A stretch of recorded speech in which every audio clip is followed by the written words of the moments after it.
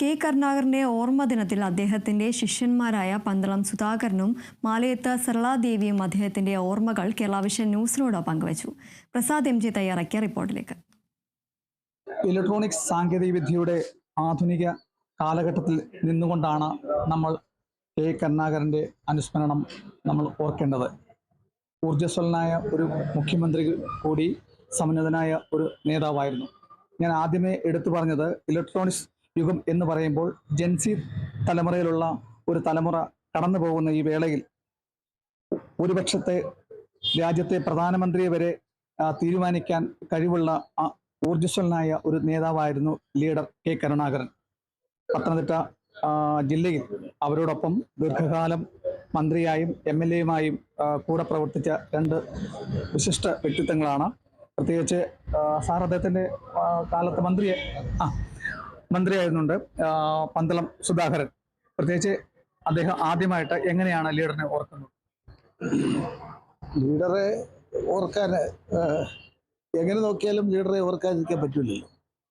ഒരു രാഷ്ട്രീയ പ്രവർത്തകൻ എന്നുള്ള നിലയിൽ കോൺഗ്രസിൻ്റെ സമുന്നത സ്ഥാനങ്ങളിലേക്കൊക്കെ എത്തിയത് ലീഡർ കൈപിടിച്ച് ചേർത്തുകൊണ്ട് മാത്രമാണ്. ഞാൻ പന്തളം NSS സ്കൂളിലെ ഒരു KSC പ്രവർത്തകനായിരുന്ന സന്ദർഭം മുതൽ അദ്ദേഹവുമായിട്ട് പരിചയപ്പെടാൻ അവസരമുണ്ടായി. അദ്ദേഹത്തിൻ്റെ അനുഗ്രഹം നേടാൻ എനിക്ക് ആയി. പക്ഷെ അന്നൊന്നും തികഞ്ഞ ഒരു ഭക്തിയും ആദരവും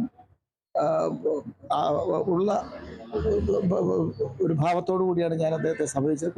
കുട്ടിയല്ലേ. പക്ഷെ അന്നൊന്നും മനസ്സിൻ്റെ വിദൂരതയിൽ പോലും ഭാവിയിൽ അദ്ദേഹത്തിനോടൊപ്പം ക്യാബിനറ്റിൽ ഇരിക്കുന്ന ഒരു മന്ത്രിയായി മാറുമെന്ന് ഞാൻ കരുതിയിട്ടില്ല, സ്വപ്നത്തിൽ പോലും കരുതിയിട്ടില്ല. പക്ഷേ കാലം അങ്ങനെ കൊണ്ടെത്തിച്ചു. എനിക്ക് തോന്നുന്നു കെ കരുണാകരൻ എന്ന് പറയുന്ന വ്യക്തി നമ്മുടെ ശക്തമായ കാലപ്രവാഹത്തിൽ പോലും തകർന്നടിയാത്ത, അല്ലെങ്കിൽ കാലത്തെ പോലും പ്രഹരമേൽക്കാൻ കഴിയാത്ത ഒരു ഒരു ഒരു ശക്തനായ വ്യക്തിത്വമായിരുന്നു. കാലപ്രവാഹത്തിൽ കടപുഴകി വീഴാത്ത ഒരു വ്യക്തിത്വം തന്നെയായിരുന്നു കെ കരുണാകരൻ. എങ്ങനെ നോക്കിയാലും അദ്ദേഹത്തിനോട് തുല്യനായി ആരുമില്ല കേരള രാഷ്ട്രീയത്തിൽ. ദേശീയ തലത്തിൽ നോക്കിയാലും കോൺഗ്രസ് ദേശീയ തലത്തിൽ നോക്കിയാലും വളരെ കുറച്ച് പേരിൽ മാത്രമേ ഉണ്ടായിരുന്നുള്ളൂ. ഞാൻ കാണുന്ന അദ്ദേഹത്തിൻ്റെ പ്രത്യേകത, അദ്ദേഹം ഇന്ദിരാഗാന്ധിയുടെ റൈറ്റ് ഹാൻഡ് ആയിരുന്നു. പക്ഷെ ആ ഇന്ദിരാഗാന്ധി പല സ്ഥാനങ്ങളിലേക്കും അദ്ദേഹത്തെ നിയോഗിച്ചപ്പോൾ പോലും അതൊന്നും ഏറ്റെടുക്കാതെ അദ്ദേഹം ഒരു കേരളീയനായി കേരളത്തിലെ നേതാവായി നിൽക്കാനാണ് കൂടുതൽ താല്പര്യം കാണിച്ചത്.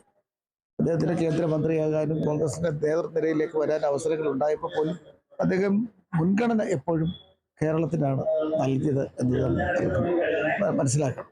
മറ്റൊന്ന്, അദ്ദേഹം INTUC-യിലൂടെയാണ് കടന്നു വന്നത്.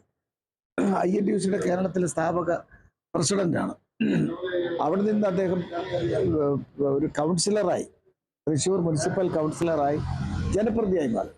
അവിടെ നിന്ന് അദ്ദേഹം നിയമസഭയിൽ നിന്ന് പാർലമെന്റിലെത്തി, പാർലമെന്റിന്റെ ഇരു സഭകളിലുമെത്തി, കേന്ദ്രമന്ത്രിയായി, 4 വട്ടം കേരളത്തിന്റെ മുഖ്യമന്ത്രിയായി.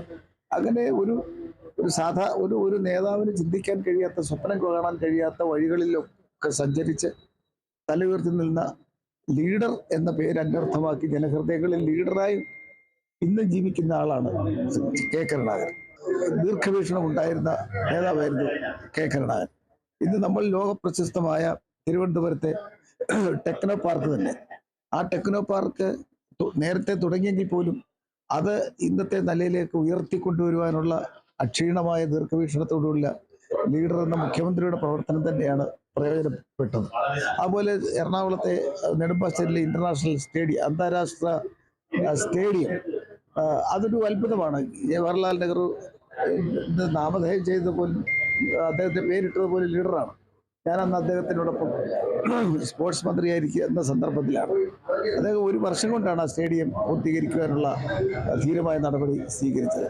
അപ്പോൾ ഞാൻ തുടക്കത്തിൽ തന്നെ പറഞ്ഞു, ഈ ജൻസി തലമുറയിൽ തന്നെ പെട്ടവർക്ക് ഒരു അറിയപ്പെടാൻ കഴിയാതെ പോകുക, അല്ലെങ്കിൽ അറിയപ്പെടാൻ തന്നെ ആഗ്രഹിക്കുന്ന ഒരു മഹാവ്യക്തിത്വം കൂടിയായിരുന്നു ശ്രീ കരുണാകരൻ. പ്രത്യേകിച്ച് പത്തനംതിട്ട ജില്ലയിൽ കൂടി കടന്നുപോയാൽ ആറന്മുളയിലുള്ള മാലയത്ത് സരളാദേവി ചേച്ചിയുടെ വീട്ടിൽ അദ്ദേഹം കയറാതെ പോകാത്ത ഒരു കാലഘട്ടം ഉണ്ടെന്നാണ് രാഷ്ട്രീയ പ്രവർത്തകർ പറയുന്നത്. എങ്ങനെയാണ് ചേച്ചി അദ്ദേഹത്തെ ഓർക്കുന്നത്? അദ്ദേഹത്തെക്കുറിച്ച് ഓർക്കുമ്പോൾ ഒരുപാട് കാര്യങ്ങളുണ്ട്. എനിക്ക് അദ്ദേഹം പിതൃതുല്യനാണ്. എൻ്റെ അച്ഛൻ കുഞ്ഞിലേ മരിച്ചുപോയി. പക്ഷെ അദ്ദേഹത്തെ കണ്ടപ്പോൾ തൊട്ട് ഒരു മകളോട് എങ്ങനെ കാണിക്കുന്ന സ്നേഹം അദ്ദേഹം കാണിച്ചു. വളരെ ചെറുപ്പത്തിലേ അദ്ദേഹവുമായിട്ട് എനിക്ക് അടുത്ത് പെരുമാറാനിടയായി. അദ്ദേഹത്തിൻ്റെ ഏറ്റവും നല്ല ഒരു ഗുണം ഞാൻ മുമ്പേ പറഞ്ഞതുപോലെ അദ്ദേഹം അകമഴിഞ്ഞ് സ്നേഹിക്കും. ഒരു കള്ളത്തരവും ഇല്ല ആരടുത്ത് എന്നാലും.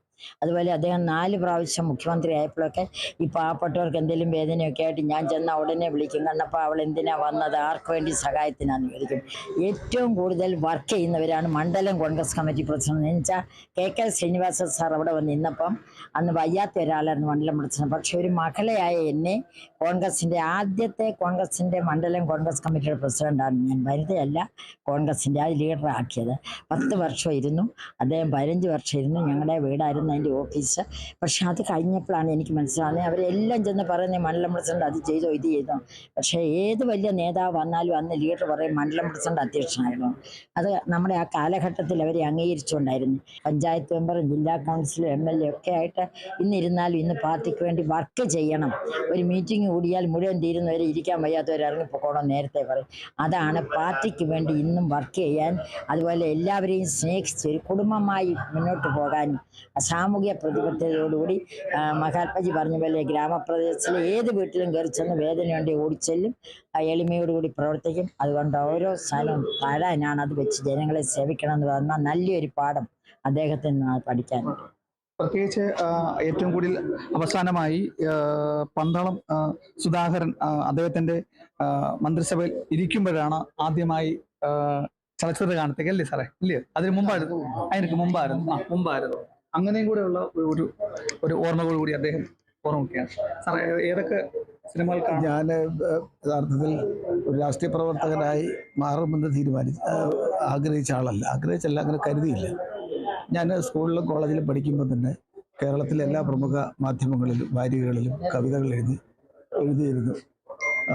അതിനെ തുടർന്നാണ് ഞാൻ 80കളിൽ പ്രിയദർശൻ്റെയും മോഹൻലാൽ അങ്ങനെ തുടങ്ങിയവരോടൊപ്പം ചേർന്ന് സിനിമാ ഗാന രചന രംഗത്തേക്ക് ഇറങ്ങി. 23 സിനിമകൾക്കും ടെലിവിഷനൊക്കെ പാട്ട് എഴുതിയിട്ടുണ്ട്. ആ സമയത്ത് തന്നെയാണ് ഞാൻ MLA ആയത്. 25ാമത്തെ വയസ്സിൽ അന്ന് പാർട്ടി എന്നെ MLA സ്ഥാനാർത്ഥിയാക്കി.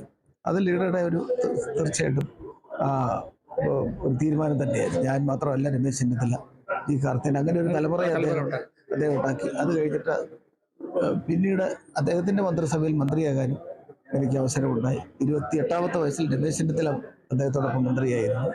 അപ്പോൾ ഞാൻ പറഞ്ഞത്, അപ്പോൾ ഭരണത്തിലും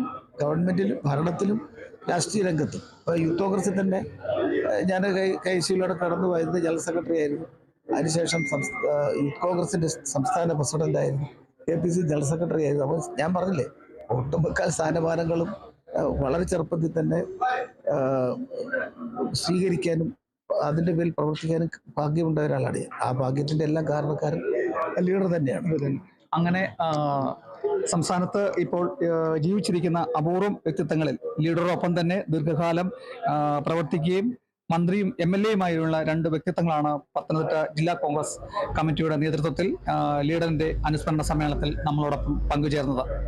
പത്തനംതിട്ടയിൽ നിന്നും കേരള വിഷൻ ന്യൂസിന് വേണ്ടി ക്യാമറാമാൻ പ്രദീപ് അങ്ങാടിക്കലിനൊപ്പം പ്രസാദ് MJ, പത്തനംതിട്ട.